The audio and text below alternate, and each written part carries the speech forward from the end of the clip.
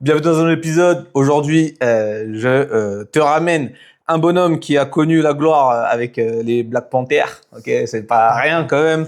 Il a joué au Canada et maintenant il façonne le football US et le flag français. Monsieur Jules Fornage. Merci. Attends, normal. Bien le bonjour. Petite présentation rapide pour ceux du milieu qui ne te connaîtraient pas. Jules Fornage, 35 ans, enfin dans quelques jours. Oh. Enfin, je pense que j'aurai 35 ans quand ça sortira. Large, Bon, normalement. 37 ans. Non, 35 ans, ça fait... je suis dans le milieu du foot depuis 2008. Donc, ça fait combien? Ça fait 17 ans, ouais. Ouais, 17. 17 ans que... la moitié de ma vie. En Que fait. ça joue. Waouh. Ok, waouh. Qu'est-ce que je viens de dire, là? Bam, je viens de prendre... Donc, ouais, 17 ans que je suis dans le foot. Voilà, je suis à Pau, là, depuis 2018. J'ai commencé au Sphinx en 2008 et je suis revenu après à Pau. Donc là, je suis à Pau depuis 2018. Que j'essaie de faire grandir le foot à l'échelle. Attends, on va en parler après. Attends, t'énerve pas. 3 dates qui marqueraient un petit peu ton parcours. Pas forcément au sport, hein, mais des dates qui Ouais, qui on sont va rester un importantes. peu quand même dans le thème. 2008 quand même, quand j'ai commencé, parce que je suis vraiment tombé amoureux de ce sport. Ouais. Donc ouais, 2008. Après, je dirais... c'est fou. 3 dates, c'est... 3, pas une de plus. 2013, premier titre, personnel, avec une équipe et tout. Et c'est dur. Hein. 2017, avec un deuxième titre. Ouais. Avec la même équipe ou pas? Non. On en reparlera. Après, il y en a eu au flag et tout. Il faut choisir. Ouais, je vais dire 2008, Sphinx. Ouais. 2013, au Canada, on en reviendra. Mhm. Et 2017, Black Panther. Ok, d'accord. Ok. Et actuellement, là, tu fais, du coup, là, t'es chez les Sphinx. Ouais. T'as 12 casquettes. T'as la combien? On a regardé, j'avais 6 licences l'année dernière. Ok. Il manquait juste... non, j'avais arbitre flag. Ouais. Non, du coup, j'avais joueur foot, Ouais. flag, coach foot, coach flag, arbitre flag et licence dirigeant. Donc, C'est là où on va arriver au fur et à mesure. Petite backstory sur comment nous on se connaît au final, parce que tu t'arrives dans mon monde entre guillemets. ouais. Du coup, j'avais entendu parler de toi via Guillaume Horta. Il m'avait montré le podcast qu'il avait fait avec toi. Et puis du coup, la saison passée, avec Ilias et Athénaïs qui ont commencé le foot et flag. Et du coup, j'ai coaché moi Ilias cette saison, donc rookie de l'année quand même. Pas l'oublier là. Important. Pas de bague, mais rookie. Donc puis voilà. Ouais, c'est. On s'est croisés parce que justement les deux sont tombés presque comme toi. J'ai l'impression dans le foot, genre on y a été même sans rien attendre de spécial. Ouais, vous étiez venu à une porte ouverte, un truc comme ça. Ouais, porte ouverte. Voilà, c'était. On rentrait c'était la rentrée des classes. Il fallait trouver un sport. Et puis on s'est dit vas-y. J'avais vu que t'avais mis on cherche du monde. Il y a Big D, Guillaume, qui m'a dit vas-y. En plus t'en as un peu fait parce que petit backstory moi aussi. Là on est dans le 64, mais voilà. C'est aussi un truc qui nous relie quelque part, c'est que on vient de Paris. Si je dis pas n'importe quoi. Ouais, je suis né à Paris. Ça m'a fait peur. Après, j'ai pas vécu longtemps. Ouais, mais c'est pas grave. Mais j'ai vécu 3 ans, ouais. Ok. Les 3 premières années. Et t'es parti en Haute-Savoie. Ouais. chez la meilleure équipe de France. Ça, on en reparlera parce qu'il y a des similitudes avec la famille. Et au final, tu te retrouves à Pau. Ouais. Et que ce soit dans le football américain, quand j'étais, moi, parce que j'habitais à La Courneuve, Voilà, en dis-le. 93, je suis obligé de le dire, les gars, Ouais. c'est comme ça. Voilà, donc les flashs, je les connais, c'est à l'époque, par cœur. Ok, je connaissais les dirigeants. On était dans la famille assez proche de tout ce qui se passait autour du foot. Mais j'ai jamais fait plus qu'une saison, histoire de jouer comme ça. Quand j'étais petit, j'ai pas spécialement accroché à ce moment-là. T'avais J'avais quel d'autres âge quand choses. t'avais joué? Oh, j'avais 11 ou 12 ans, un truc comme ça. Ah ouais, ok. Ouais, j'étais à peine en sixième. Ouais. Et c'était pas le meilleur moment de ma vie au niveau scolaire, on va pas se mentir. Et du coup, ouais, j'ai pas spécialement accroché à ce moment-là, mais j'ai toujours baigné dans le. Quand t'es à La Courneuve, les flashs, c'est comme à Thonon, quoi. C'est par définition l'équipe du Phare coin, quoi. Ouais, l'équipe du coin. Du coin, ouais, c'est sûr. Ah bah, le Flash, c'est le club le plus titré, hein, Ah, de France. ok. Après, voilà, allez, vas-y, raconte. Ces dernières années, c'est Black Panther qui domine le championnat. Ok. On y revient. Rendons à César ce qui appartient à César. Un petit peu. Au moins un truc du 93 qui. Non, mais franchement, je connais plein de gars du Flash avec qui je discute encore, etc. Et c'est vrai qu'ils œuvrent vraiment énormément pour le développement, surtout des jeunes des quartiers, etc. Quoi. C'est vraiment, même en dehors du foot, il y a des jeunes qui réussissent grâce au Flash, quoi. Ouais. Qui se trouvent une voie et qui partent un peu, qui étaient dans les conneries et du coup, avec le foot, prennent un chemin un peu plus éclairci, on va dire. Cadré quelque part. Ok. Donc, faut reconnaître que c'est sûr que ça aide. Et ils sont aidés, je pense, par la mairie, commune, etc. Ouais, c'est comme je te disais, c'est une institution. Ouais, hein, c'est une institution. Franchement, à La Courneuve, c'est vraiment voilà, tu t'intéresses un minimum au sport collectif, tu t'entends parler forcément des flashs. Non, mais en plus, ils ont vraiment un respect de. Là, on était au Capital Ball là en début juillet. Et du coup, Alice, on reviendra peut-être, mais du coup, elle a joué avec le Flash au flag féminin. Du coup, on était partis s'entraîner au stade Jean-André. Et il y a toujours un respect. Enfin, on est arrivé un peu en avance. Et que ça soit le plus jeune ou quoi, ils sont venus dire bonjour, vous, monsieur. Et tout. Ouais. Toi, c'est quand même. Et je pense que c'est les valeurs qu'ils essaient d'inculquer. Et c'est les valeurs que le foot, en général, essaie d'inculquer à travers le sport, quoi. Ouais, c'est vraiment, comme tu disais tout à l'heure, c'est une institution. C'est clairement ça. Ok. Bon, maintenant qu'on a parlé de ton côté parisien, on va dire ça comme ça, on va parler de ton côté plus, on dira, je vais pas dire savoyard, je vais dire savoyard. Savoyard. Attention, c'est pas la même chose. On mélange pas les torchons et les serviettes. Je dis ça parce que, fun fact, madame a vécu 15 ans en Haute-Savoie. Du coup, ouais, les mecs, les Black Panthers, elle s'est rincé l'œil à tous les entraînements. Ok. Combien de temps t'es resté du coup au Black? Au Black, je suis resté 4 saisons. Ok. Ouais. 4 saisons. 4 saisons. C'était après le Canada. Canada, du coup? Ouais, c'est vrai ça. Canada, t'es parti au Canada? Ouais. Moi, je commençais le foot en 2008. Et je suis parti au Canada en 2011, il me semble. Ouais, je crois que j'ai fait 3 saisons ici.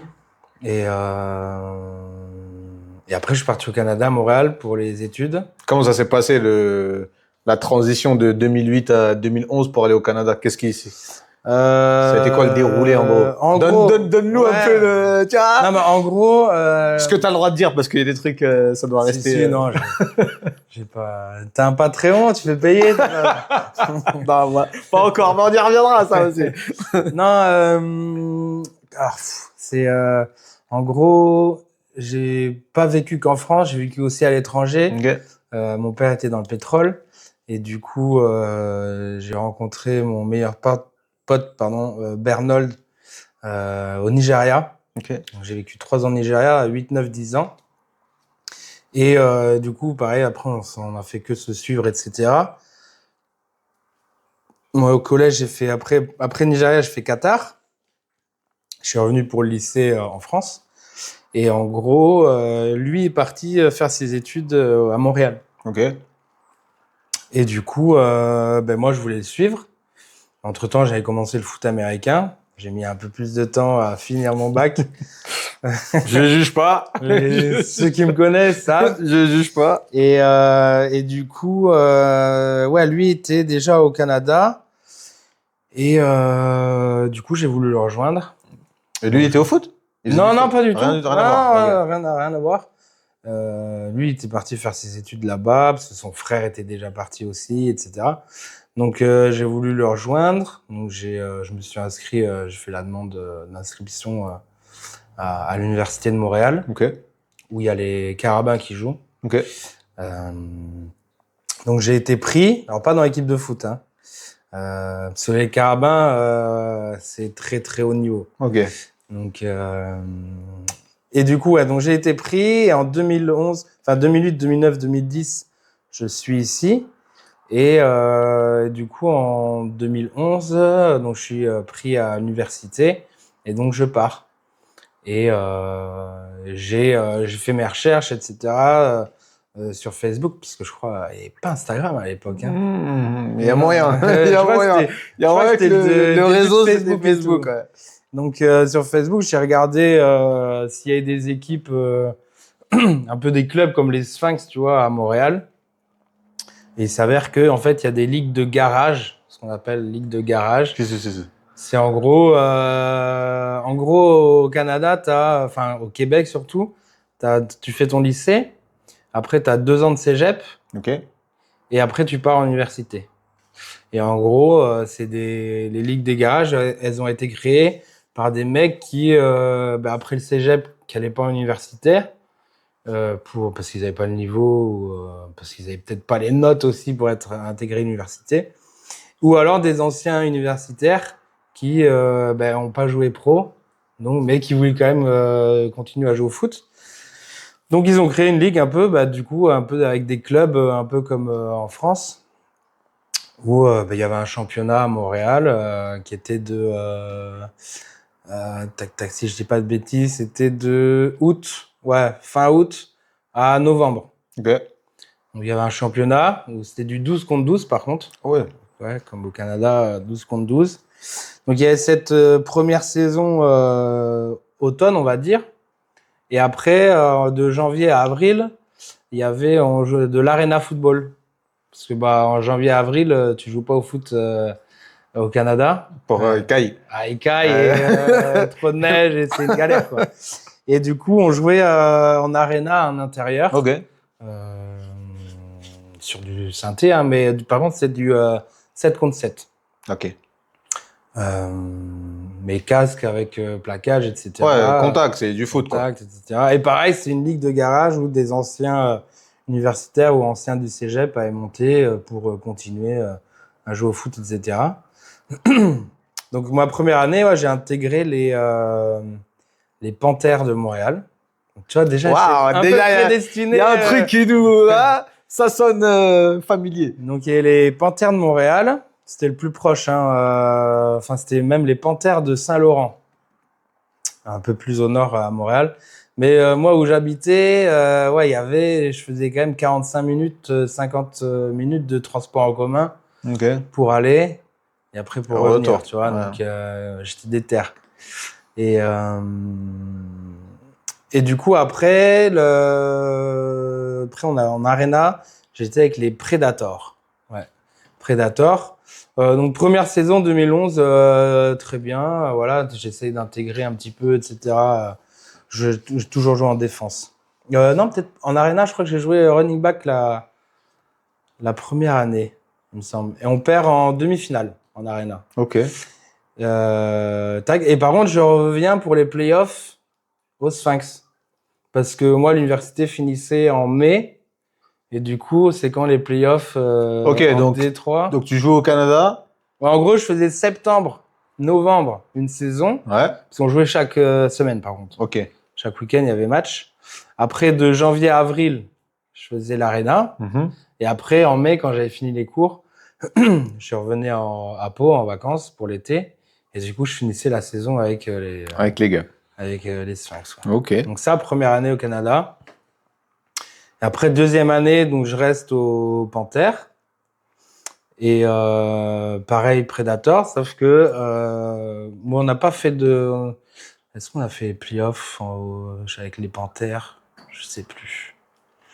Par contre, là, après, donc, janvier 2013, on gagne le championnat Arena Ok. avec les Predators. Et en gros, il y a une nouvelle, il y avait une ligue canadienne semi-pro un peu, qui existait déjà, sauf qu'il n'y avait pas d'équipe au Québec. Et en gros, il y a les anciens, il y avait notre coach, Dave Spence, qui est décédé, il a eu un cancer, il est décédé il y a quelques années, qui était coach en universitaire à Concordia. Okay. Il a décidé de monter cette équipe dans cette ligue semi-pro. Ouais. Et du coup, il a monté les Transits de Montréal. Ok. Et t'as joué pour eux aussi, du coup. Et du coup, en fait, quand on a... Mais il a fait combien d'équipes, le gars? Et en fait, cette ligue, c'était de mai à septembre. Ok. Et en gros, il est venu voir le championnat Arena. Ouais. Il a contacté l'équipe, tous les gars de l'équipe qui avait gagné, donc c'était nous. Et il a dit, il y a un camp avec cette nouvelle ligue et tout, qui vient de cette nouvelle équipe là, le Transit de Montréal, qui vient d'être créée.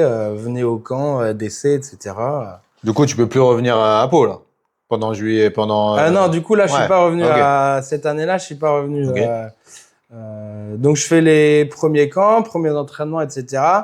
Par contre là, c'était un step au-dessus quoi. Le running back avait fait des camps aux Browns en NFL. Notre fullback avait joué en CFL. On avait Franck Bruno, c'était un receveur incroyable, qui était au Carabin. Il y avait Hollywood, un O-line qui fait des podcasts aussi. Hollywood. Ouais, okay. C'est son surnom. Ouais, j'imagine bien. Mais plein de gars universitaires. On avait Nathan Taylor, un mec qui a fait des camps en CFL, mais maintenant il est coach en CFL à Ottawa.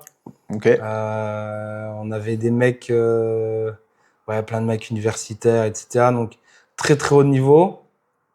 Et en fait, donc les premiers camps, etc. Le mec, il me dit, à la fin des camps, il me dit, en gros, on va te cutter. T'as pas le niveau, etc. Je dis, ça arrive, tu vois, j'ai essayé. Ouais, c'est normal, ouais. Mais par contre, grosse expérience quand même. Non, c'est ça. Ah ouais. Par contre, je lui ai dit, est-ce que c'est possible d'être redshirt? En gros, c'est tu viens aux entraînements, mais t'es pas équipé en match, etc. Ok.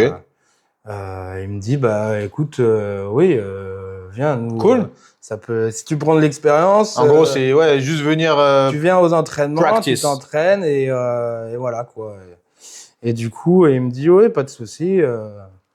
Si jamais il y a des mecs qui sont absents pendant les entraînements, tu peux. Tu peux venir, t'entraîner, etc. Sur les drills de position, tu feras comme tout le monde. Après, tu auras peut-être moins de temps de jeu quand on fera du 1 contre 1 ou du 12 contre 12. Logique. Donc, je dis, ouais, pas de souci. Moi, tant que. Moi, vu le niveau, je savais qu'il y a un plus gros niveau. Donc, c'est toujours de l'expérience à prendre, du foot à prendre, etc. Et au fur et à mesure, des entraînements, je faisais de mieux en mieux, etc. Il m'a dit, tu sais quoi, en fait, bien ouais. En fait, c'est quoi? Viens, tu t'habilles pour le match. Par contre, je te garantis pas que tu aies du temps de jeu ou quoi que ce soit. Je dis, pas de souci. Moi, j'ai un niveau, j'ai jamais connu ça et tout. Donc, je prends tout ce qu'il y a à prendre, je prends. C'est pas grave. Même si je rentre une action, c'est pas grave. C'est rentré. Une action, etc. Le feu. Et au fur et à mesure, j'ai pris, j'avais de plus en plus d'actions sur Special Team. Et t'étais quoi? Special Team. Sur kick-off. Ouais, ok. J'étais sur kick-off, retour de kick-off. Et c'est tout au début. Ouais, c'est tout. Kick-off, retour de kick-off. Et finalement, donc, voilà, je faisais quelques stats. Et après, quand on menait parce qu'on avait vraiment une équipe de fous furieux. D'accord. On ouvrait les autres équipes. Alors, on a déjà fait du 58-0, enfin des trucs. Donc ouais, quand on avait 30-40-0, là il me faisait rentrer en défense. Parce que là j'étais que en défense au transit. Et donc je prenais de plus en plus d'expérience, etc. Et pour finir, du coup on a fini invaincu. Et champion du Canada. On gagne en fait c'était Est-Ouest. Ouais. Donc parce que le Canada c'est énorme. Oui. Et du coup la finale de l'Est on la joue, on avait 6 heures de route en bus. En plus on avait les bus jaunes. Ah ok. Américains, l'ancienne, tu vois. Ouais, j'allais dire les bus carrés, ambiance avec le Black Panther maintenant là. Tu vois, dans ma tête c'était ça. Mais non, toi c'est les Simpsons. Exactement. C'est exactement ça, tu vois. Et donc 6 heures de route, bam, on y va et on gagne 35-34, je m'en souviens. Et on gagne. T'as joué? Ouais. Sur pas en défense, sur Special Team. Ok. Et du coup, on gagne 35-34 on met le field goal, on perdait 32-34. On met le field goal de 40 yards. Le kicker avait joué en universitaire et tout. Enfin, de toute façon, à tous les postes, il y avait des mecs minimum universitaires. Et du coup, on gagne 35-34. Et donc, on est qualifié pour la finale la semaine d'après. Et on recevait à Montréal Calgary. Ok. Grosse équipe? Non. Franchement, la meilleure équipe qu'on a jouée, c'était la finale de l'Est. Ouais. Je sais plus le nom. Je sais plus le nom. Calgary sont venus, c'était les Gators de Calgary. Et on gagne 58-26, un truc du genre. Ah ouais, ok, d'accord. Le double. Bon. Ouais. Ok. Du coup, là, j'ai joué en défense à la finale. Oh. Du coup, vu qu'on les ouvrait, le coach m'a fait confiance, c'est bon. Donc non, j'étais content et du coup, je me suis dit, j'ai bien fait de demander d'être redshirt, de prendre un maximum d'expérience, quitte à pas jouer ou quoi, c'est pas grave, tant que je suis aux entraînements, je peux prendre ce qu'il y a à prendre. Ouais, donc, carrément. Et finalement, voilà. Carrément. Et du coup, 2013. Après, je retourne 2014. 2014, comment ça s'est passé? Oui, c'est ça. 2014, j'ai arrêté, donc je suis revenu en France. J'ai eu des soucis de papier, de visa étudiant. Okay. Ça arrive souvent. Et du coup, je sais pas si tu veux qu'on y aille. Vas-y, va. C'est free. Hein. Vas-y. Et du coup, donc été 2014, je reviens. J'essaie de batailler à faire mes papiers, visa étudiant, etc. Du coup, je peux pas jouer la deuxième saison avec les Transits de Montréal. Ok. Qu'ils ont gagné à nouveau, back-to-back. Et comment ça s'est passé? Ouais, c'est Jeff Alexandre qui est venu faire le camp l'année dernière au Sphinx pour les jeunes, que j'ai rencontré via Guillaume Horta, parce qu'il avait joué avec lui en cégep. Donc il me l'avait présenté, etc. J'ai connu aussi avec Rod. C'est un mec qui est au Corsair de base. Ok. Ben là, il était cordeau offensif au Corsair cette année. Et en fait, j'ai rencontré là-bas à Sherbrooke. Il était à l'université Sherbrooke en même temps que Jeff. Et je vois sur les réseaux pendant l'été 2014, je vois Rod, nouvelle recrue des Black Panthers. Je suivais quand même l'élite, etc.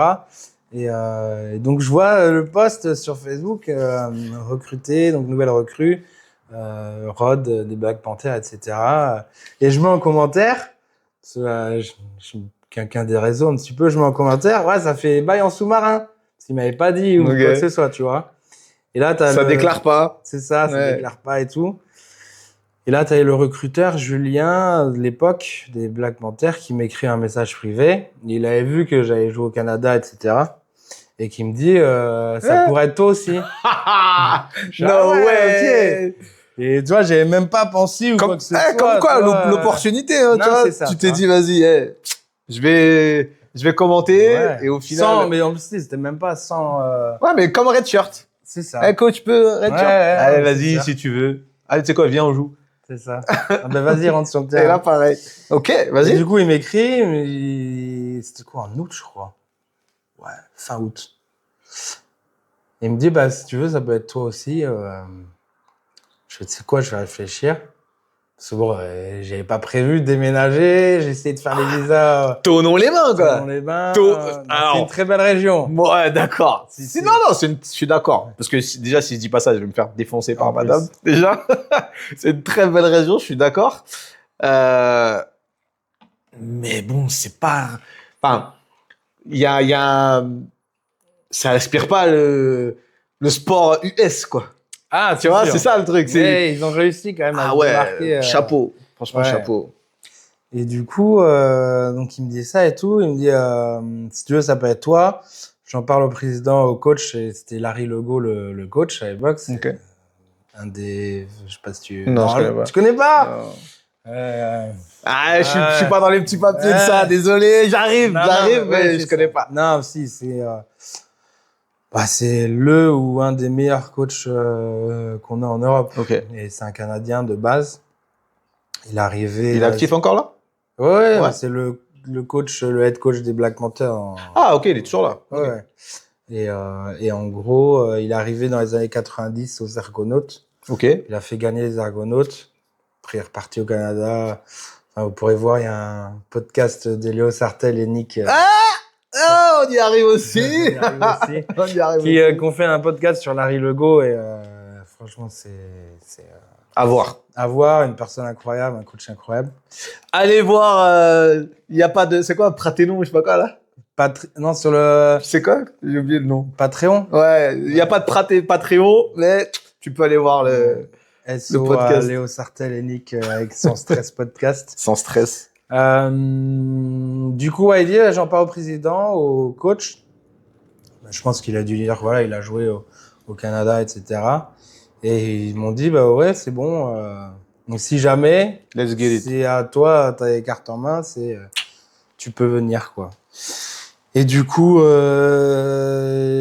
j'ai pas trop hésité. J'allais dire combien de temps t'as réfléchi. Ah ouais, en fait, je galérais vraiment à faire le visa étudiant, etc. J'ai dit, c'est quoi, j'ai cette opportunité, vas-y, je prends. Hein. Parce que là, t'as quel âge là? Là, 2014, j'avais 24 ans. Ouais. Situation, c'est quoi? T'es tout seul, il y a non, j'avais quelqu'un. Des projets, tu vois, parce que ce qu'on a du mal à comprendre, c'est que c'est une décision quand même de changer de région et tout ça. Déménagement. J'étais pas tout seul en plus. Tu vois, mais en gros, voilà, j'ai eu l'opportunité. Je me disais, c'est quoi ça? Pas te. Non. En plus, il venait d'être champion de France en titre. Ah ouais. Donc. Non ça se refuse pas ça. J'ai dit c'est quoi? Je dis à mon ex de l'époque, j'ai dit c'est quoi? En fait, moi j'y vais. Ouais. Si tu veux venir, tu viens pas. Ah, on va faire des choix. Non, mais... Du coup, elle est venue. Mais, cool. Donc ouais, le lendemain, je dis c'est quoi? Vas-y, go. Feu. Je dis par contre, je pourrais arriver que fin octobre, début novembre. J'ai des trucs à régler et tout. Il me dit ouais, pas de souci. Et donc je fais la première prépa, fin de la prépa. Mais après, ouais, très gros niveau. Donc pareil, la première année avec Larry, j'ai eu, au début, j'ai pas eu trop de temps de jeu. Pareil, ça, il faut se faire une place de toute façon. Hein, Normal, c'est le game. C'est ça, hein, C'est le même game. si je venais du Canada ou quoi. Et en plus, souvent ceux qui sont au Canada, ils ont cégep ou universitaire. Et en gros, cégep, c'est t'as entraînement tous les jours, etc. Ouais. Moi, j'étais pas dans ce cas-là, tu vois, mais j'avais 1 ou 2 entraînements par semaine, enfin comme un club en France.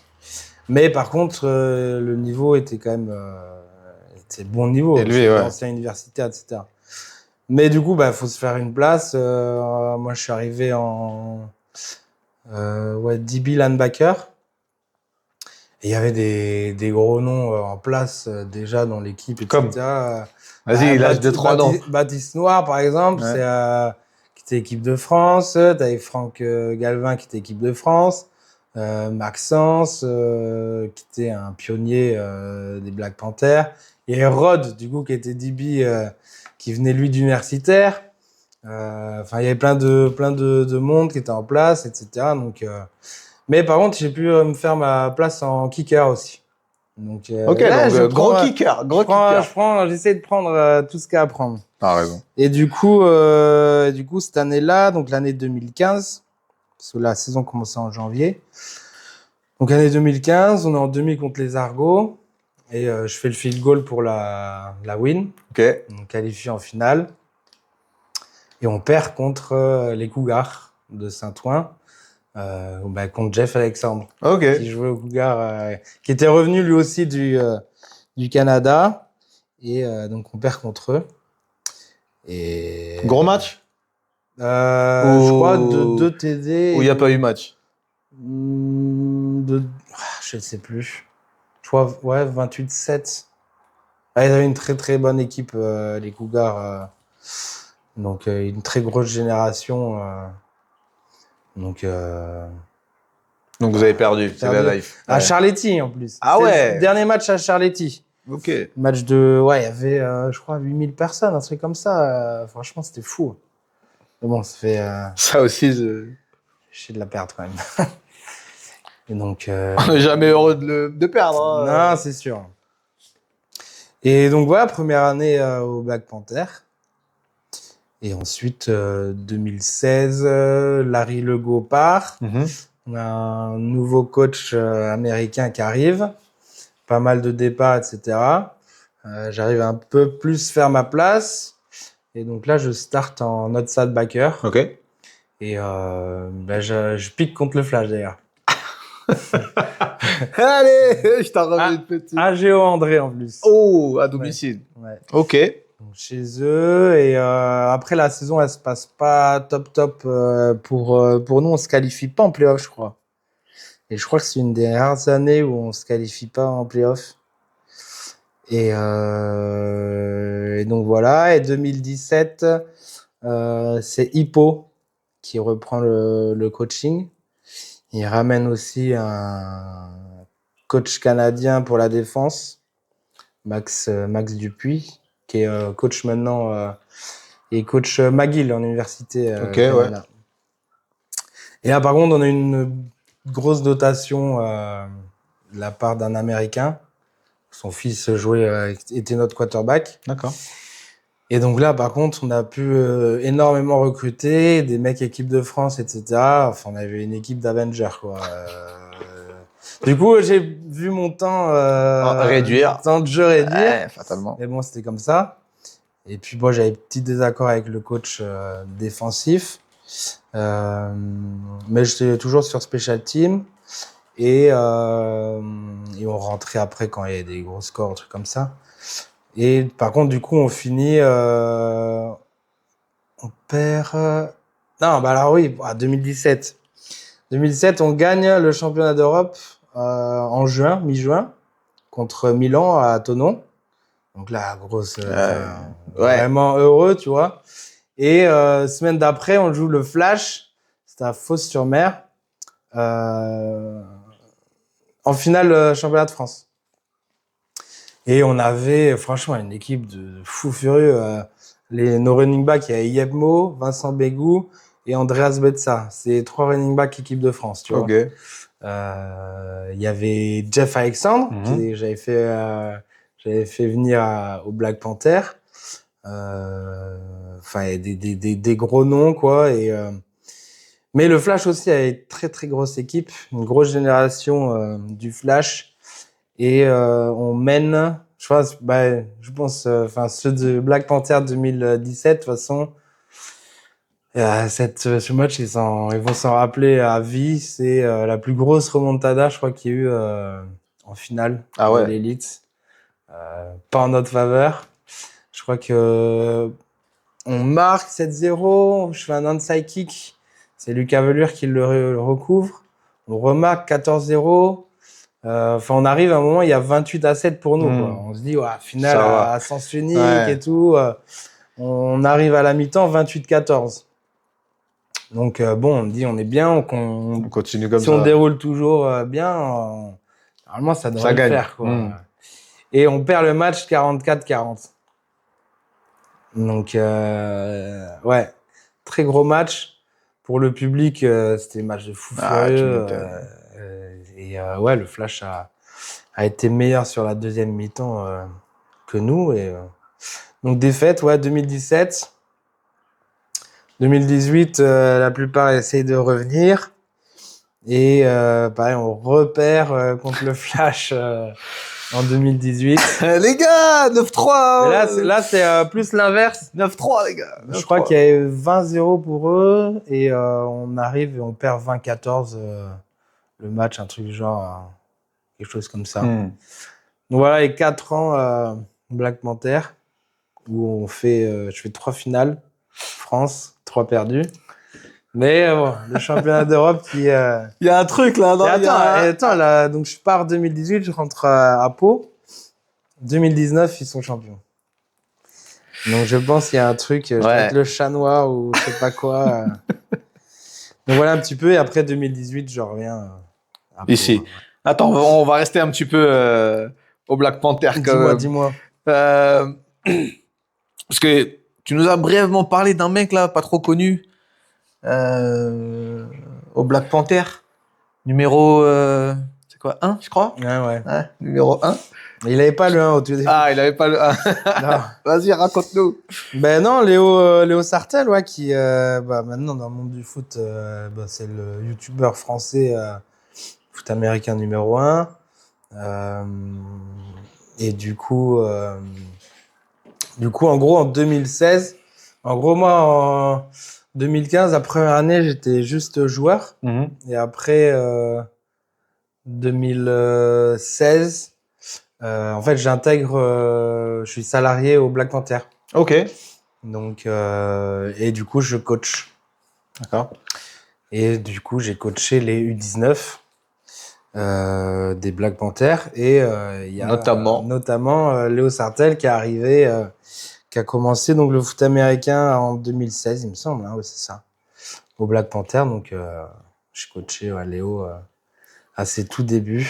Et alors, raconte-nous un petit peu des trucs. Il était bon ou dès le début, il avait une facilité ou il a bossé quand même? Alors Léo, c'était pas le mec le plus athlétique, qui était facile, etc. Par contre, c'est un des mecs qui est, je pense, qui a le plus bossé pour arriver où est-ce qu'il est arrivé. Ok. Je sais qu'il y avait un autre joueur. Ah, j'ai oublié son nom. Oh, faut pas qu'il regarde. Bref. J'aime pas quand j'oublie comme ça en plus. Tu comprends. Hein. Ouais, je comprends. Ouais. Non, un receveur, lui, qui a eu des facilités de fou. C'était 2 receveurs, ils ont commencé en même temps. Et c'est vrai que Léo, athlétiquement, c'était plus compliqué au début. Mais il a bossé de ouf pour en arriver où est-ce qu'il est maintenant, quoi. Et là, malheureusement, il est touché par les blessures en ce moment. Ouais.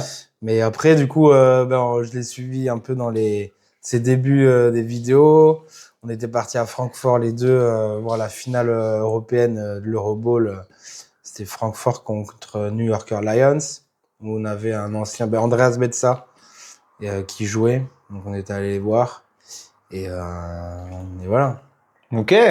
Donc non, c'est cool. Il a fait son podcast là sans cesse, sans stress avec Nick, que je suis. Et j'essaie de soutenir. Et vous êtes toujours en contact et... Ouais, toujours. Des fois, on s'écrit. Puis voilà. Ok, d'accord.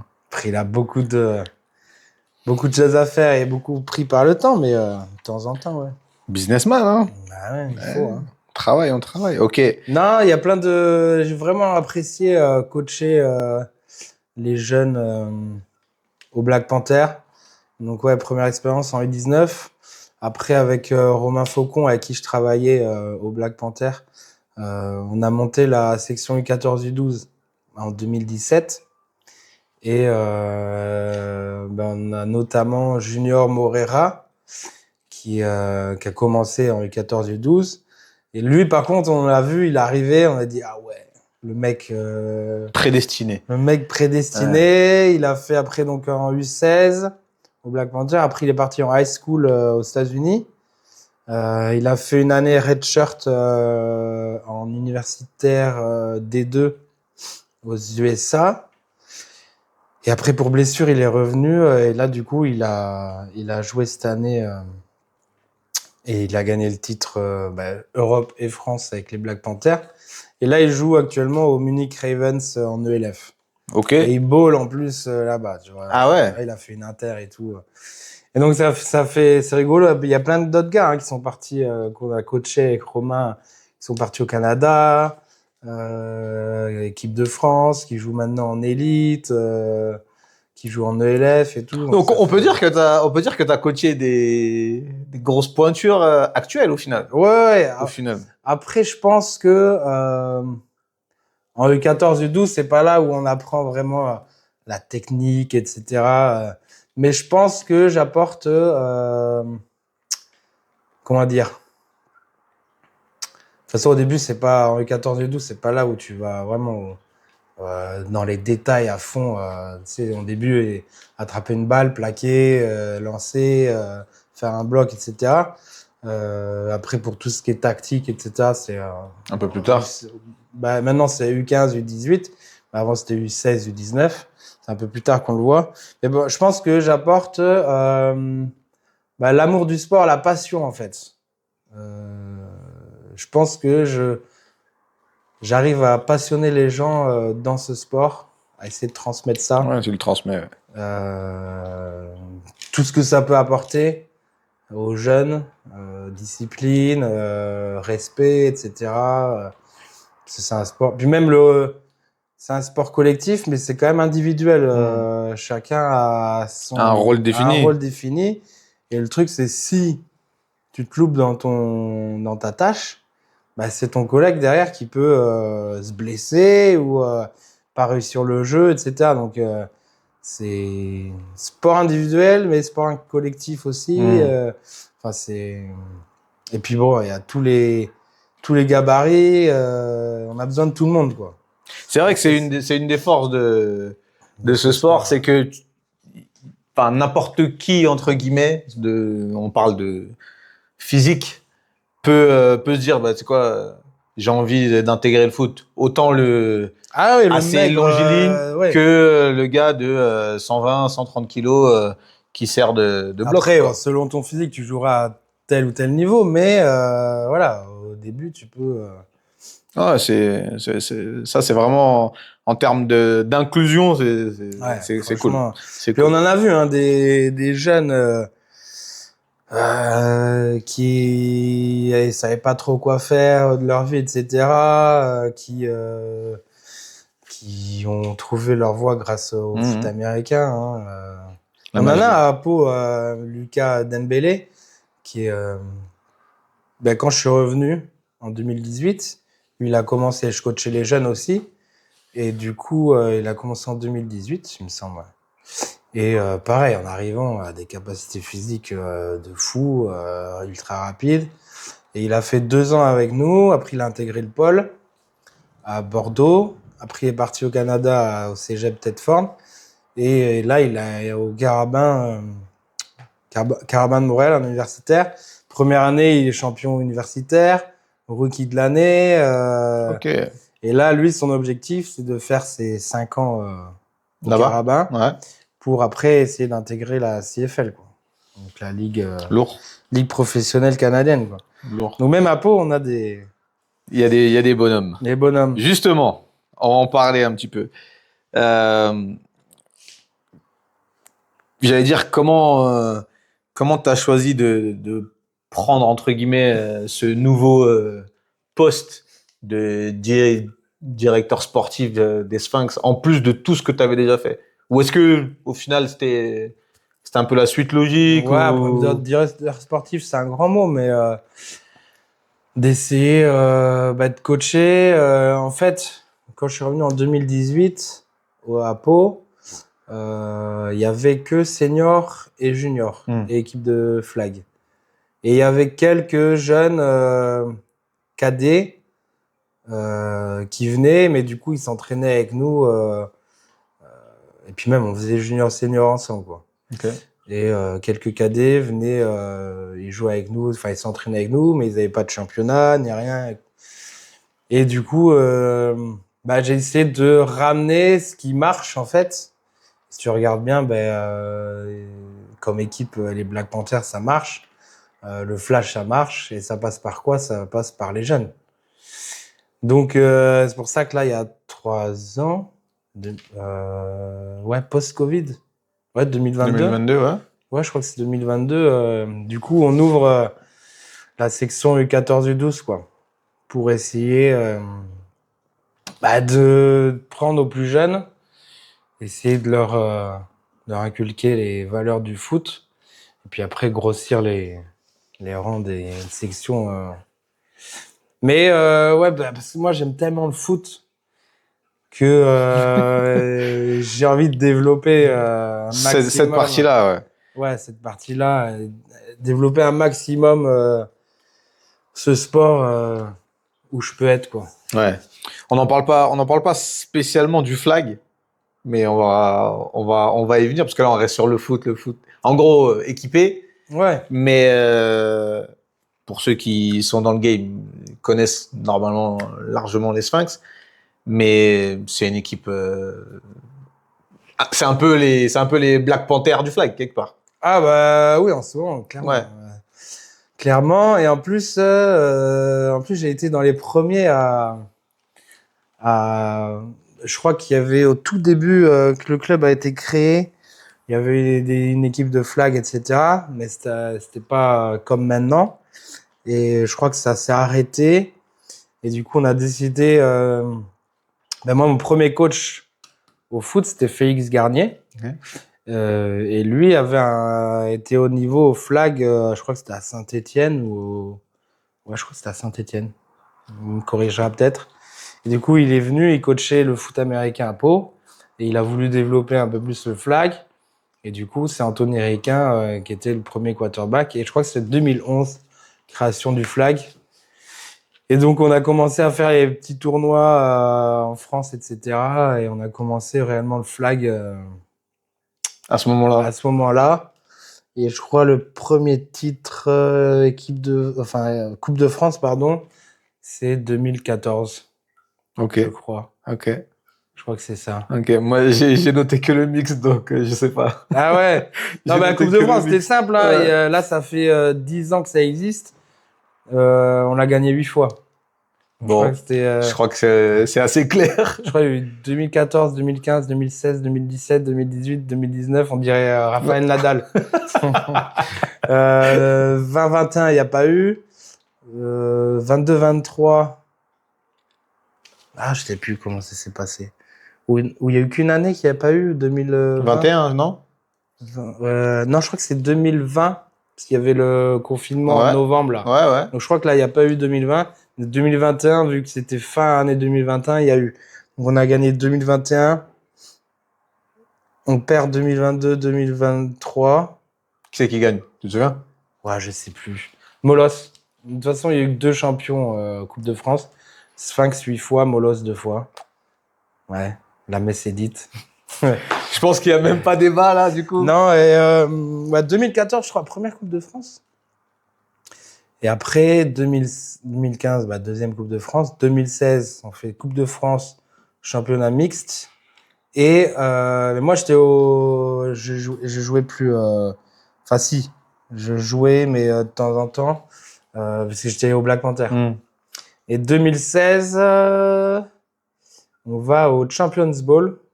Parce qu'on est qualifié vu qu'on était vainqueur. On est qualifié, on est invité au Champions Bowl. En gros, c'était les champions de chaque équipe européenne venaient. En gros, c'était un championnat d'Europe des clubs. Ouais, un peu championnat d'Europe des clubs. Okay. Quoi. Et du coup, et c'était à Copenhague, ça se passait. Et du coup, là, j'ai été parce que c'était pendant les. Ah non, c'était en octobre, septembre-octobre 2016. Ouais, c'est ça. Et du coup, j'étais encore au Black Panther, mais j'ai passé le week-end à Copenhague. Et on gagne 2016, on gagne Champions Bowl. Allez. C'est la seule fois où on a gagné le Champions Bowl au Sphinx. Après, on a fait deuxième, troisième, quatrième, deuxième, un truc du genre. Donc 2016, ouais, on gagne à Copenhague. Putain, il a rattrapé le chat noir des Black Panthers. Ouais, c'est clair. C'est clair. Ok. Et en plus, on tombe contre une équipe de Danois. Je crois qu'ils sont tous en équipe nationale danoise. Ils font tous plus d'un 85. Nous, il y a Riquin et Darman, je crois que c'était les plus grands, quoi. Après, on avait des anciens Dambounet, Benoît, Antoine, le frère d'Adrien Darmanin. Ok. On dépassait pas 1m75, quoi. Donc, Mac John jouait pas? Non, il a intégré, Mac John, il a intégré après qu'on ait gagné le Champions Bowl. Ok. C'est peut-être maintenant, lui, le chat noir sur le Champions Bowl. Ah ouais? Parce qu'il a jamais gagné le Champions Bowl. Bon, il s'est rattrapé avec la Coupe du Monde des clubs. Ah, il m'a enlevé le truc, putain! Ben ouais, parce qu'il faut en parler de ça. C'est incroyable, cette histoire-là. Ouais, c'était là, l'année dernière. C'était, 2024? Novembre 2024. Comment ça s'est passé? C'était prévu d'y aller ou? Non, on reçoit une invitation de Allianz sur Instagram qui nous dit voilà, vous êtes à côté. Après, ils connaissaient les. Oui, en plus c'était en Espagne, mais ils connaissent les Sphinx parce que 2024, ça fait 10 ans qu'on est au-dessus sur la scène française, européenne. En gros, sur Instagram, ils nous invitent. Ils nous disent, voilà, vous êtes invité, l'honneur d'être invité. C'était payant, hein, mais. Ouais. Mais grâce à notre sponsor, Oli, on a pu s'inscrire à ce championnat du monde des clubs. Ouais. Donc, il y avait des. Il y avait du quoi? J'ai vu que de mémoire, il y avait Paname, Panama. Paname, oui, il y avait Paname avec les Molosses. Paname avec les Molosses. Il y avait Panama. Brésil, j'ai vu. Brésil. Amérique, États-Unis. Ouais, États-Unis, il y en avait 2, je crois. Il y a 2, ouais. Bolt City et Thunder, je crois, un truc du genre. Ouais. Non, TC New York, il y avait New York quelque chose aussi. Ouais, Bolt City, je crois que c'était ça. Non, mais après, il y avait plein des équipes allemandes, anglaises, plein d'équipes européennes aussi. Et après, ouais, les Sphinx, ils avaient une équipe d'Avengers là aussi. Franchement, là, ils avaient pris la crème de la crème. Il faut. Et du coup, ouais, demi-finale, ils battent les Américains et finale, ils battent les Américains aussi, quoi. Donc, je pense qu'ils ont été surpris. Ils se voyaient. Gros match, ouais. Ouais, c'était retransmis. Ouais. Mais donc ouais, c'est fier. On peut être fier. Franchement, au niveau du flag, on est quand même fier de ce qu'on a réalisé, même de ce qu'on a formé aussi comme joueur. Donc c'est bien. Parce que là, on parle que de flag entre guillemets masculin. Ouais. Mais il y a je suis en train de me placer un petit peu. Non, oui, il y a le mixte aussi, c'est vrai. Je suis en train de placer. Le mixte, on gagne 2 fois, 2016-2018. On gagne le championnat mixte. Et on n'a jamais eu de fille équipe de France, moi je crois. Je crois qu'on a une fille qui avait fait... Ça arrive. J'espère, ça arrivera. Ça arrive. Je crois qu'il y a une fille qui a fait une sélection. Ah ouais? Enfin, un camp. Ok. Pas une sélection. Ouais, un camp. Ok.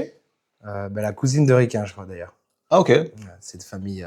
C'est une famille d'athlètes. De flagueurs. Cool. Je crois qu'elle a fait un camp Delphine. Elle a fait un camp équipe de France. Mais non, ouais, mais on gagne quand même si on n'avait pas de filles équipe de France. Les autres équipes avaient des filles équipe de France. On gagne 2016-2018. Et après, je crois qu'on a arrêté les filles parce que il y avait plus de. Ouais, j'ai pas trouvé de date après 2018 en mixte.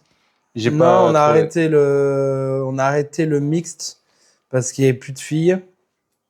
On n'avait pas assez de filles pour. Je crois que c'est 2019, on s'inscrit, mais on a des soucis de filles sur la feuille de match. Okay. Donc on est forfait général et du coup voilà. Ouais. Et après il y a eu le Covid, etc. On n'a pas repris. On n'a pas repris le mixte à part du coup septembre 2024 où. Ah bah ouais, attends, je fais un placement. C'est ça. Et en gros, ouais, Athénaïs, elle arrive aux portes, portes ouvertes. Comme on disait. Septembre 2024. Ouais, c'est ça. Mais elle venait de base pour le foot, je crois. Ouais. Elle venait jouer au foot. Elle voulait absolument pas faire de flag, mais genre zéro. Ah ouais? Ben parce que voilà, moi je suis combattant, ancien combattant, donc on s'est toujours un petit peu bagarré dans la famille, donc le contact, ça lui fait pas trop peur.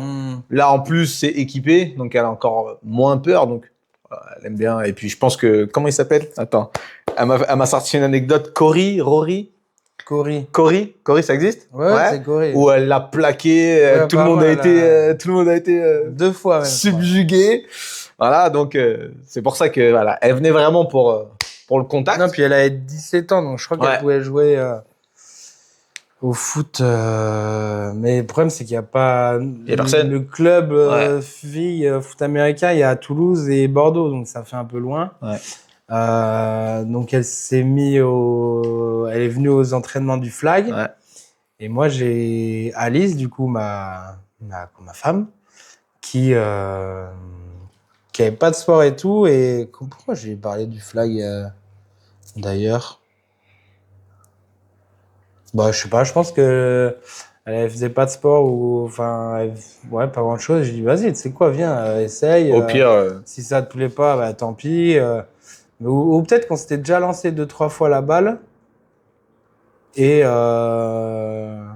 tu lui as transmis la passion. Et ouais. Non, mais je pense que oui, on avait dû parce qu'il y a j'ai mon fils Gabin là, en 2024, il avait 1 an. Un peu plus d'1 an et demi. Et du coup, comment ça s'est fait? Après, elle venait au match, etc. Mais je pense qu'on a dû se lancer la balle avec Gabin ou quoi. Et j'ai vu qu'elle attrapait plutôt bien. Je dis, bah, vas-y, tu sais quoi, va essayer le flag. Tente. Et du coup, c'était les Athénaïs et Alice qui ont rejoint l'équipe du flag. Et du coup, par contre, elles ont fait le non mixte en premier avec les anges et les sangliers. On a fait une entente. Il y avait une entente. Elles étaient que les deux, ouais. Il y avait, de toute façon, il y avait que au Sphinx en femmes. Et quand ils ont été chez les anges, il y avait eu et sangliers et du coup les anges. Et on peinait ils peinaient à peine à faire une équipe totale, quoi. C'est ça. Ils étaient 5 ou 6, quoi. Vraiment. Je crois la première journée, c'était 8. Ouais. Et je crois la deuxième journée, ils ont fini à 6. Ric-rac à faire double. J'ai les vidéos, elles ont fini à 5. Ah ouais, à 5, tu vois. Fini à 5. Elles ont fait tous les matchs. Et du coup, après Athénaïs a ramené Chloé. Ouais. C'est ça l'ordre, hein? Ouais, Chloé a ramené Sarah. Et Sarah, tu ramèneras quelqu'un peut-être? Peut-être. C'est l'idée. Non, après, non, mais du coup, on a décidé de s'inscrire en mixte, vu qu'il y a les 4 filles, et en D1. Parce qu'il y a DE2, D1. Et... Fais pas les choses à moitié. On vient pas pour la D2. Ouais, on va pas aller en D2 quand même, pas nous. Et on finit au final, 3e de France. Alors que les 4 filles, Sarah, elle avait 4 mois de flag, Chloé 6, et Athé et Alice 8, quoi. ouais, Même pas un à an peine, ouais. de flag, quoi. Ouais. Donc, mais après, voilà, quand t'as Anthony Riquin, Adrien Darmanin, Mac John, Théo Ruiz qui coach au flag, tu peux que progresser rapidement. Je pense que tu fais un an au Sphinx, sans être prétentieux, hein, mais c'est comme si tu faisais 3 ans dans un club Où il n'y a pas ce niveau. où il n'y a pas ce niveau-là, quoi. Donc voilà, puis bon, après c'est sûr que Tony Riquin aide beaucoup au poste de quarterback, qui est très important au flag, donc qui est équipe de France, etc. Oui, parce qu'on n'en parle pas, mais Ouais, Adrien, il faut. mais c'est même, tu vois, il y a, je sais plus les années. Moi, les années, j'arrive pas trop à me souvenir. Si Erika, il saurait nous dire. Bah, il viendra peut-être. Peut-être, ce serait bien. Hein. Peut-être. Surtout qu'il a fait un podcast avec Flag. Ouais, j'ai vu. Il y a eu une équipe de France, il y a eu des histoires, je sais pas quoi, machin. Du coup, ça a stoppé pendant plusieurs années. Et les Sphinx étaient sur le haut de la scène au niveau national. Et en fait, c'est Antoine Darmanin. Donc, en fait, les Darmanin, ils sont 3 frères. Mathieu, Antoine et Adrien, le petit frère. Bon, ok. Petit, Petit. ouais. Petit au niveau de l'âge, hein, dire. Et du coup, c'est Antoine, qui était à l'époque un des, voire même le meilleur centre au flag en France. Ok. Qui décide, il se dit, vas-y, on a tous les joueurs qu'on a au Sphinx, il y a moyen on serait pas Faire quelque ridicule chose, quoi. Ouais. s'il y avait une équipe de France, quoi. Donc, il décide de recréer, de prendre en charge l'équipe de France. Je sais plus en quelle année ils ont repris. D'accord. Ça, Ouais. je savais pas. Ouais, donc c'est Antoine qui Crée l'équipe, en fait. crée, qui fait la demande à la Fédé de prendre en charge, de reprendre l'équipe de France, Ok. etc., au moins masculine. Et du coup, voilà. Et à un moment, on avait 5 joueurs Sphinx en équipe de France, de flag, où ils finissent 5e en Coupe du Monde. Je sais pas, les dates. Pareil, je saurais pas te dire quand ils ont fini 5e au monde. Je l'ai vu passer sur un post, là. 2021 ? Ouais, je sais plus. Faudra voir. Donc ouais, c'est les Sphinx qu'on va essayer de revenir en équipe de France. Et aujourd'hui, du coup, on a Anthony Riquin et Adrien Darmanin qui sont joueurs équipe de France. Et Mac John qui est coach receveur pour l'équipe de France. Donc Grosse. surtout que Grosse on présence. a Adrien qui est en défense, qui est capitaine défense en EDF, et t'as Anthony Riquin qui est le QB. Du coup, capitaine offense ou pas? Non, je crois pas. Je crois pas qu'il soit capitaine. Mais bon, qui est le QB et équipe de France. Pour moi, qui est QB numéro 1, il n'y a pas de pas de débat. doute, pas de débat. Donc ouais, non, c'est le flag fait notre force et notre renommée, je pense, aussi en France, Europe, etc. Avec le flag, quoi. Donc et surtout que le flag va être au JO en 2028. Donc mais on essaye quand même avec les jeunes, etc. De toute façon, ils sont pas éternels, hein. Riquin, Darmanin, etc. Ils commencent Non. à se faire vieux. Ouais. Hein. Ouais, parce il a quel âge, monsieur Riquin, là? Riquin, je crois qu'il est de 87, donc il a 38 ans. Il va sur ses 48, du coup. Non, il a 78, il est de février. Ah, oui. Et du coup, à 38 ans, donc tu vois, même en 2028, il aurait 40 et plus. Ouais. Après. Mais après, en quarterback, ça va. Ça va. T'as pas Ouais, trop y a pas besoin. S'il se maintient Enfin, pour moi, actuellement, au flag, il y a personne qui peut le remplacer. Personne. Personne.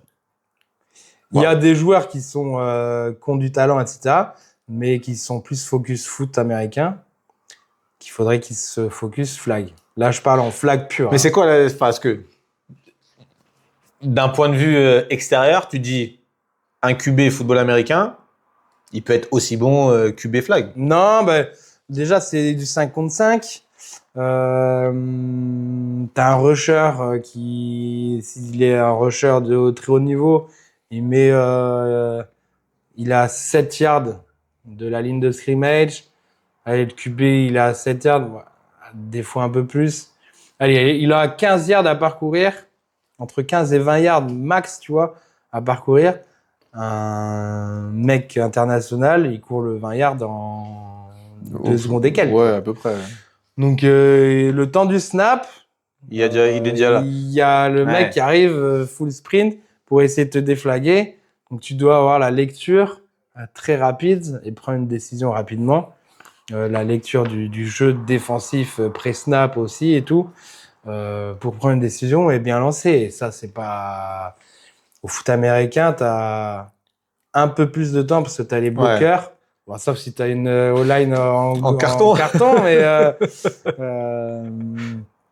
Mais si t'as une O-line à peu près correcte, tu peux lancer au bout de 4-5 secondes, quoi. Ok. Voire plus si tu as une excellente O-line. Et le terrain est plus large, etc. Donc, après, c'est tout aussi dur. Il y a plus de champs. Oui, je comprends tout à fait. Et le QB peut courir au foot américain. Alors qu'au flag, si tu as le snap direct, tu peux pas courir. Tu peux courir latéralement. Tu n'as pas le droit de dépasser la ligne de scrimmage. Sinon, tu es considéré tu peux courir latéralement pour essayer d'éviter le rusher. Parce que Anthony Requin est très bon dans cet exercice, malgré ses moves un peu tentaculaires. C'est vrai qu'il est quand tu le regardes. C'est pas le plus esthétique. Ouais. C'est vrai qu'esthétiquement, ça vend pas du rêve, mais au final, Par contre, efficace. C'est chirurgical. Chirurgical. Tu me cherches le mot. Chirurgical. Donc non, mais dans son podcast, pour aller voir, il le dit, il a bouffé de la vidéo, de l'entraînement, vidéo, entraînement. De toute façon, il n'y a pas de secret.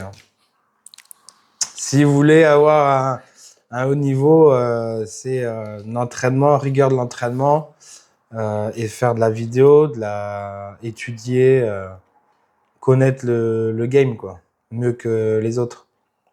En parlant de ça. En fait, plus tu connais le jeu, moins tu y penses. Ça devient intuitif. Ça devient intuitif et moins tu as besoin d'y réfléchir et du coup, tu perds moins de temps, quoi. Plus tu as de choses à penser, c'est ce que disait Larry Legault, c'est choses parasites. Moins tu as de choses à penser, plus tu peux être focus sur un truc, quoi. Okay. Donc, d'accord avec lui. Ouais. Je suis d'accord. C'est pour ça que là, j'aimerais bien. En plus, tu avais omis l'idée de faire de la vidéo dès le plus jeune âge. Donc, sur des matchs. Normalement, en plus, on risque d'avoir un championnat cette année, U15. Donc, vraiment, dès le plus jeune âge, sur les matchs, essayer de filmer et faire un retour. Faire du taping. Ouais, c'est ça. Et plus on leur apprend jeunes à faire du tape, et en plus la vidéo ment pas. Parce qu'on veut me dire, non, parce qu'en plus, plus t'es jeune, non, mais là, je l'ai pas vu, ou il m'a gêné, ou machin. Sur la vidéo, tu on peux va pas savoir factuel. Si ça m'étonne ou si ça m'étonne pas. Donc, il y en a qui trébuchent. Le pic. Il y en a qui trébuchent, ils vont dire, ouais, il y avait un trou, ou je sais pas quoi. Ça sonne familier dans mon oreille. Ça là, il parle de mon fils, ouais. Mais, non, tu vois, pour revenir par rapport au foot, ce que ça peut apporter, on va prendre l'exemple d'Ilias. Les premières fois qu'il est arrivé, c'était compliqué. Et au fur et à mesure de l'année, Et c'est pour ça qu'en partie, il a été élu rookie de l'année. Il a voulu apprendre le game. Il a voulu faire mieux que Dylan et Pablo, qui sont aujourd'hui les pièces maîtresses, on va dire, des U15, des très bons joueurs. Mais bon, eux, ça faisait 3 saisons qu'ils jouent, quoi. Et je pense que le foot, ça lui a amené de la discipline, même au niveau du langage, et au niveau du respect aussi. Je pense que ça lui a apporté des choses. Et je pense que moi, c'est ça que j'aime bien apporter aux plus jeunes. Donc non, c'est bien. C'est pour ça qu'il faut qu'on recrute à fond là, des jeunes, qu'on ait des petits. Toi, Blenzo. Ouais. Lui, on l'avait pris, il a commencé à 7 ans, je crois. Et du coup, cette année, il fait 11 ans, mais il va attaquer sa 4e saison. Imagine. Bah, c'est bien, il a engrandi déjà. C'est ça. Bah oui, ouais. Et imagine, à 11 ans, c'est ta 4e saison, quoi. C'est bon. Donc, quand il va arriver plus tard, et justement, si on peut lui commencer à inculquer à ce taping, vidéo, tactique, etc., un maximum, ils arriveront... Même pour la vie au travail, tu vois, Ouais. ou aux études, etc. Ouais, la rigueur, la discipline, persévérance. C'est ça. Ouais.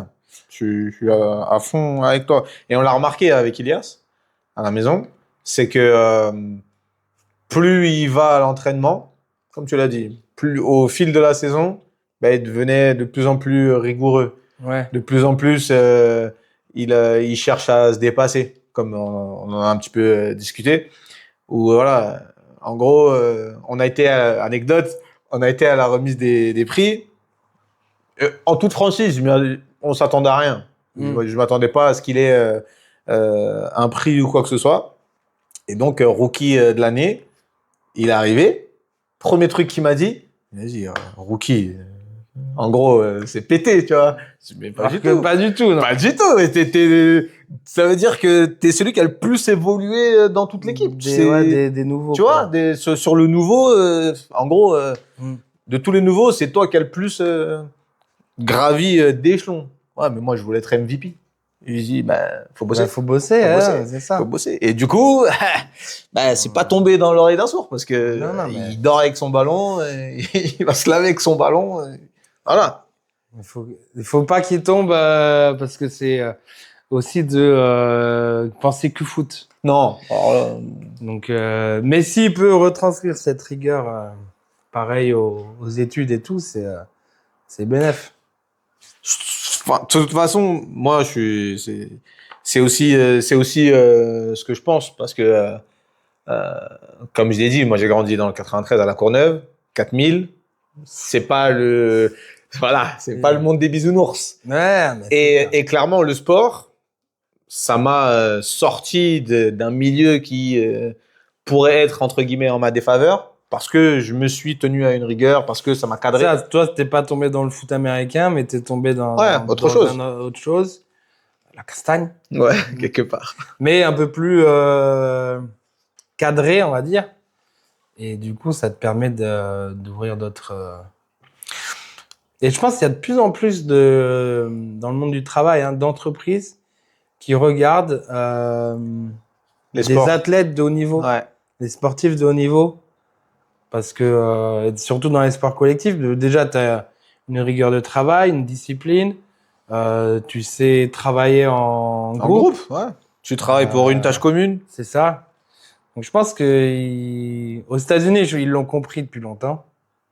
Mais nous, je pense que ça commence à arriver. En plus, c'est dommage, parce que on n'est pas un pays de sportifs. Non. Enfin, on n'est pas un pays de sport. Pardon. Ouais. Ok, ouais, je comprends la différence. Je comprends la différence. On a un pays de sportifs parce que les mecs déterrent qui aiment le sport, etc. Mais notre façon de faire est pas... Enfin, si tu regardes les États-Unis, c'est différent, quoi. Tout ce qui est universitaire, etc. Mais on aurait... on mettrait 1/10 de ce que font les États-Unis. On pourrait faire des trucs sympas. Ouais, franchement, en fait, notre diversité culturelle fait que on pourrait avoir des machines n'importe où, quoi. Ouais. Mais bon, on décide pas. Non, on décide pas de tout. Mais si tu regardes, au JO ou quoi, on est dans les 5 meilleures nations, quoi. Au foot, dans plein de sports, donc en rugby, etc. Il y a juste l'athlétisme, c'est un peu plus compliqué. Ouais, c'est vrai que c'est pas là où on est le plus. Mais parce que je pense que, si tu regardes le foot, eux, ils ont l'argent pour les finances pour former, etc. Et encore, je pense dans les petits clubs, ça doit être compliqué. Mais je pense que l'athlétisme, ils sont pas du tout aidés ou quoi que ce soit. Hein. Je pense que ça va être une galère pour eux. Je suis un gars qui a été au JO et il disait on n'a rien. Ouais, c'est moi qui dois aller chercher le sponsor. Il y a pas de. Même la Fédé, c'est limité, quoi. Après, c'est comme ça. Donc, il y a des sports bankable et il y en a d'autres. Voilà. C'est ça. En parlant des JO, là, il y a un projet spécifique JO Sphinx ou pas? En tout cas, il y a une idée d'amener quelque chose pour les JO? Je sais pas encore exactement comment ça va, la qualif, elle va se passer. Là, il y a les championnats d'Europe. Septembre, non? Septembre à Paris, fin septembre. Je vais aller les voir d'ailleurs. Et je crois que les 5 premiers, Il me semble que c'était ça, ouais. ou les 3 premiers sont qualifiés pour les championnats du monde. Tu parles. Ah, pardon. Ok, toi, tu parles de. Ouais. Parce que je crois qu'il y a que 6 équipes. Ouais, c'est ça. Il y a que 6 équipes au total au JO. Pour les JO, ouais. Ouais. Dont les États-Unis, du coup, vu que c'est aux États-Unis, ils sont qualifiés d'office. Et après, je crois que c'est une équipe par nation, enfin par continent. Et du coup, alors je crois que là, pour les championnats d'Europe, les 5 premiers sont qualifiés pour la Coupe du Monde. Les 5 ou les 3 premiers? Ah, j'ai un doute. Je crois que c'est les 5 premiers. Et après, à la Coupe du Monde, ça va être les 3 premiers qui partent au JO. Et après, je crois qu'il y aura un autre tournoi qualificatif en plus avec 2 places. Mais ils doivent nous tenir au courant là, un peu plus comment ça va se passer.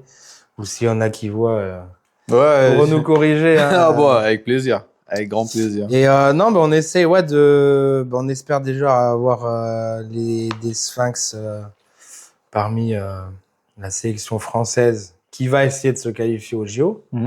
Ça va pas être facile. C'est pas une mince affaire, ouais. Et du coup, on essaie de développer au max les jeunes, quoi. On espère aussi que pour Brisbane 2032, le flag sera reconduit. Que ça soit pas un one-shot parce que c'est LA, tu vois. Ouais. Comme ça, on peut vraiment travailler sur le long terme et essayer de développer. Si c'est que du one-shot, le développement, ça va être ceux-là qui sont actuels sur 2 ans encore, 2 ans et demi.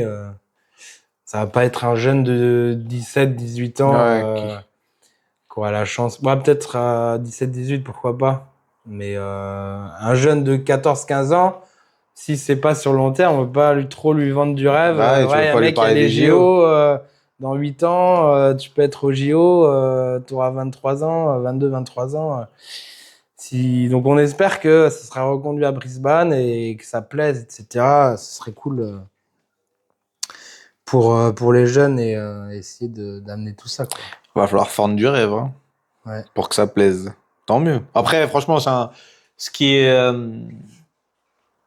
c'est facile à regarder et c'est un peu comme un match de rugby à 7. Ouais, tu vois. Ça bouge. Ça bouge. C'est assez actif. Il y a beaucoup. Ça finit pas en 0-0. Ouais, quoi. Voilà.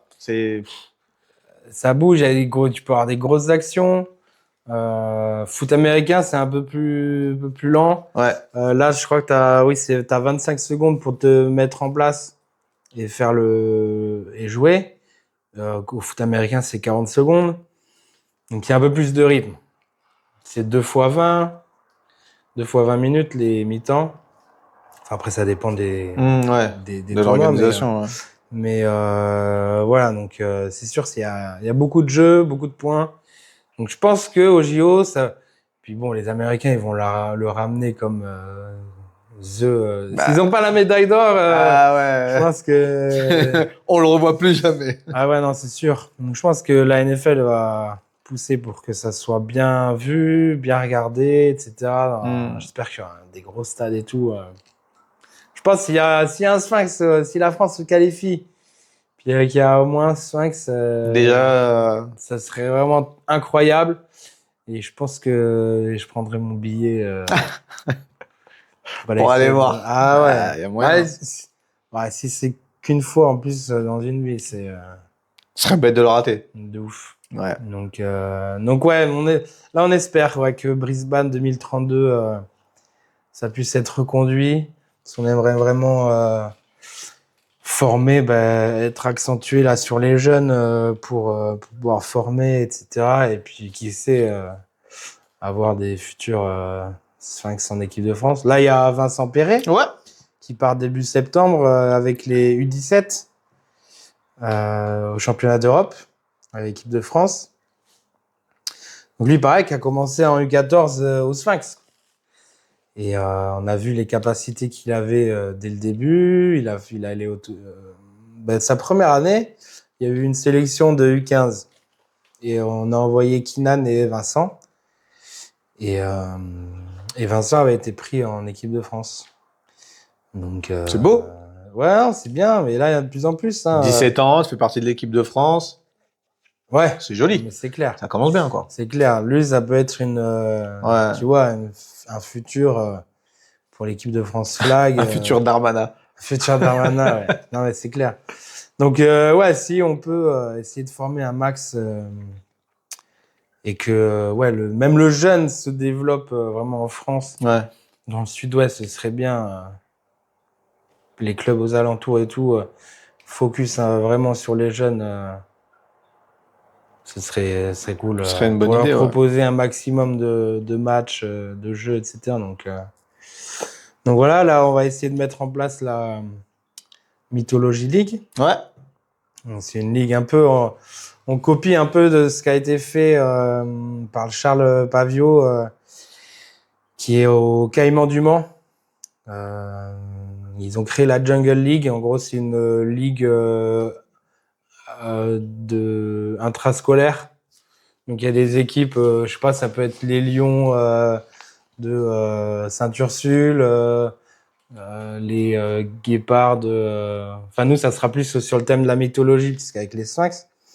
Mais chaque Ville, commune, chaque école. école de la ville a sa propre équipe, pratique le flag au sein de l'école et finit par un tournoi intrascolaire. Ça peut être aussi une équipe de quartier Mhm. qui se crée, je sais pas, les Minotaures de Housse des Bois,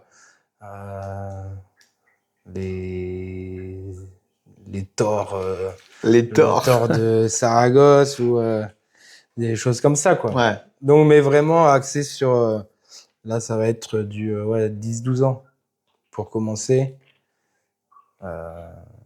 pour essayer de faire grandir un maximum le flag. Et en plus de faire évoluer les jeunes. C'est bien. Ouais, un c'est bon clair. C'est un bon truc. C'est un bon truc. Donc ouais, on essaie de mettre ça en place et on essaiera aussi de vraiment focus sur les jeunes U15, U17. Parce qu'il y a des équipes de France U15, U17. Bah, du coup, il y a Vincent. Mhm. Et justement, essayer de proposer des choses pour le flag pour les jeunes, quoi. Pour plus tard. Ok. On va essayer de... On y reviendra.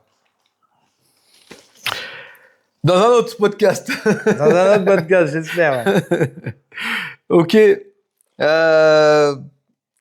On arrive sur la fin. Yes.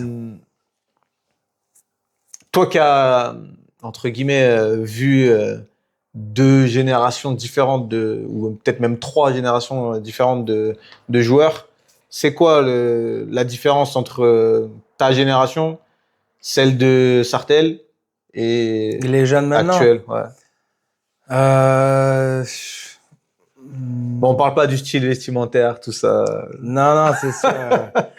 Ils ont quand même un peu de flow. De plus en plus jeunes, commencent à avoir du flow. Non, alors nous, quand moi j'ai commencé, c'était moins réglementé au niveau du contact. Ouais. On pouvait avoir 10 ans et commencer à faire du plaquage.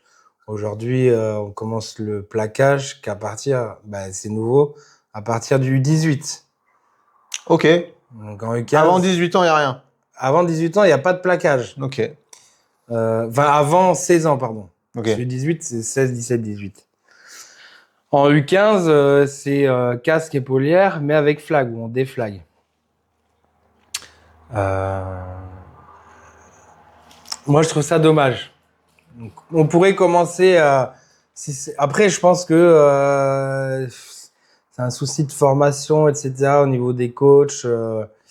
Parce que oui, à 13, 14 ans, il faut bien coacher, que ce soit pas dangereux. Mais on peut l'adapter. Donc, je pense que c'est dommage que le 15 soit encore en flag, équipé, mais Mais en flag. flag, ouais. Je pense qu'on aurait pu commencer à... Il y a les blocs qui sont mis en place, mais commencer à faire le plaquage. Parce que là, les U18, en fait, t'arrives et t'as 3 ans pour apprendre le plaquage. Après, t'as l'apprentissage d'arriver sur le joueur avant en U15, mais l'appréhension du contact quand même. Tu vois. Je trouve ça dommage parce qu'après, t'es senior. Tu peux tomber contre des darons de 40 ans. Ouais. Enfin, 40 ans moins, mais 30 ans, où là, le contact, c'est différent que quelqu'un qui a 16-17 ans. Donc, non, ouais, j'ai un peu dérivé sur les générations. Nous, il y a un peu plus de contact. Et je pense que moi, c'était fin 2000, début 2010. Donc, je pense même fin 90. Mais c'était encore pire que nous. Je pense qu'il y avait moins de règles, etc. Je dirais, en gros, il y a eu un avant et après Covid. Ah ouais. Ouais. Nous, le Covid a fait vraiment du mal au niveau du foot américain, mais pas que, au niveau du sport. Nous, on commençait à avoir les réseaux. Je pense que le Covid a fait mal et les réseaux ont fait mal aussi. Instagram, machin et tout. Pourquoi? Il y en a, on en a vu, je rigolais ici, on appelait ces joueurs Instagram. Ils arrivent en septembre, ils s'équipent, ils font une photo de profil et Ok, on les voit plus, quoi. Ah, ok, Il d'accord. pleut, il y a du contact, on les voit plus. Mais par contre, il y a toujours la photo de profil parce que ça fait cool, etc. Ouais. Quoi.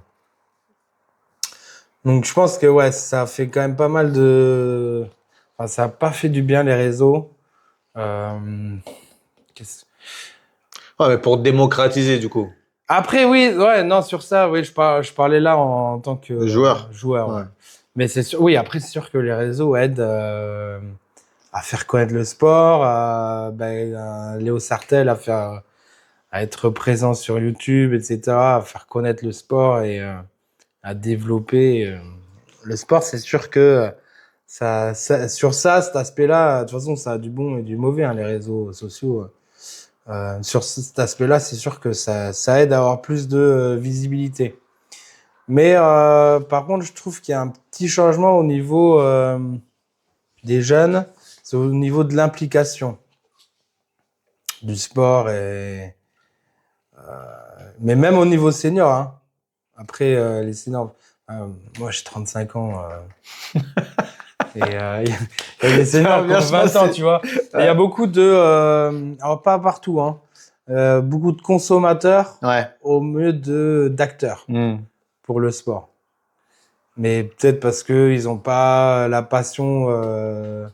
Le feu, ils l'ont pas, en vrai. Peut-être le feu, voilà, c'est ça. Ça peut arriver que des gens ils consomment pendant 1 an ou 2 et après ils arrêtent quoi. Donc, mais ouais, au niveau de l'implication, je pense que ça dépend parce que même je pense que moi quand j'ai commencé, on s'impliquait autrement. Tu vois, le playbook, je suis pas sûr qu'au début on l'apprenait à fond. Ouais. Mais par contre, on était présents aux entraînements. Après, on avait une bande de potes, tu vois. Moi, je suis arrivé, j'étais avec 5-6 potes. Donc, on était contents de venir à l'entraînement. Euh, tu vois, on a commencé, on jouait les Kangourous. C'était une très bonne équipe, surtout au niveau des jeunes. Kangourous de Pessac. Parce qu'il y avait un pôle Aquitaine et c'était les Kangourous, en fait. D'accord. C'était pas les Pirates avant, qui étaient une entité à part. En gros, si t'allais au pôle, t'intégrais les Kangourous. D'accord. Ils ont été champions de France, je sais plus quelle année. Mais du coup, ils avaient les meilleurs joueurs de la région, même de France, qui rejoignaient ce pôle-là. Donc, il y a les Kangourous, il y a les Ours. Je crois la première année, les Ours sont allés en finale du championnat de France. Donc, on prenait les branlés, nous. Ouais. Alors, on prenait du 50 à 6. Mais on était contents. Parce que on essayait de mettre des boîtes, on essayait il y avait une compétition interne de marquer, de faire le plus gros hit, la plus belle passe, la plus belle course, enfin des choses comme ça. On essayait de se pousser mutuellement, mais de la bonne compétition, tu vois. Et on était plus nombreux. Nous, moi, quand j'ai commencé, on a joué à 11. Ouais. Tu vois, direct, en junior. Enfin, junior, du coup, c'est U18, U19. Avant, ça s'appelait comme ça. Mais on joue à 11. J'ai jamais joué à part là quand je suis revenu à 9, tu vois. Là, les jeunes en U20, ils jouent à 5, voire enfin à 7. On essaie qu'ils jouent à 7. Et c'est le bout du monde si on arrive à jouer à 7. Ah ouais. Donc, mais c'est post-Covid. Vraiment, l'après-Covid, ça a été vraiment compliqué. Mais bon, c'est pour ça qu'on essaie de prendre aux plus jeunes et de faire Les former. renflouer au max et d'essayer d'inculquer justement cette implication, rendre aussi. Pour ça, là, il y a pas mal de U18 qui vont venir coacher les U15, d'essayer de rendre ce qu'ils ont appris, de s'impliquer sur les plus jeunes, etc., etc., quoi. Ce qui se fait dans d'autres équipes comme le Flash, les Black Panthers. Ouais, c'est empirique. Ouais, c'est ça. C'est la base, c'est pas les seniors, tu vois. Si tu construis ton club que sur les vieux, que sur les seniors, tu construis à l'envers, ça va s'écrouler, tu vois. Donc, la base, un club, c'est la base, c'est une bonne fondation, c'est les jeunes, quoi. Les jeunes. Et les jeunes ramènent aussi des bénévoles. Entre 10 et allez, au lycée, 15, entre 10 et 15 ans, les parents accompagnent encore les jeunes, veulent s'impliquer un peu plus, la preuve, tu vois, veulent s'impliquer un peu plus dans le club, etc. Donc, ça passe par là. Bénévole, c'est super important dans un club d'avoir une bonne team de bénévoles pour faire tourner. Ça aide, ouais. Donc voilà, après, non, au niveau des générations, il y a toujours eu des mecs super impliqués. Enfin, même aujourd'hui, tu vois, il y a des machines de guerre. En France, on sort des excellents joueurs. Pourtant, ils sont de la même génération que les jeunes aujourd'hui, quoi. Donc, ça dépend comment tu es focus sur ton sport. Comment tu le considères, quoi. Ok, d'accord. Je pense. Ok. Je sais pas si t'es d'accord. Ouais, ben, de toute manière, c'est le niveau d'implication que tu vas mettre dans tes actions, dans ta vie de tous les jours, va faire que t'évolues ou pas et va définir un petit peu comment tu vas évoluer dans cet aspect de ta vie. Donc, voilà. Là, on parle de sport, mais en vrai, c'est une vérité dans partout, la vie, tout simplement, quoi. Un mec, un nageur, enfin, il peut faire de la natation ou même en sport individuel, hein, si tu vas pas nager tous les jours, tu battras pas les marchands. Hein.